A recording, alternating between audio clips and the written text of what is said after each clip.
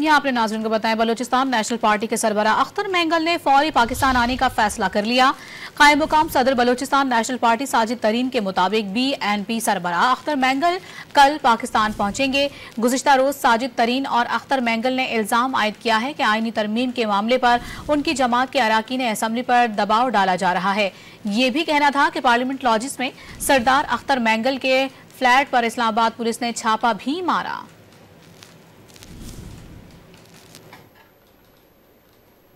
यहाँ अपने नाज़रीन को बताएं, बलूचिस्तान नेशनल पार्टी के सरबराह अख्तर मेंगल ने फौरी पाकिस्तान आने का फैसला कर लिया।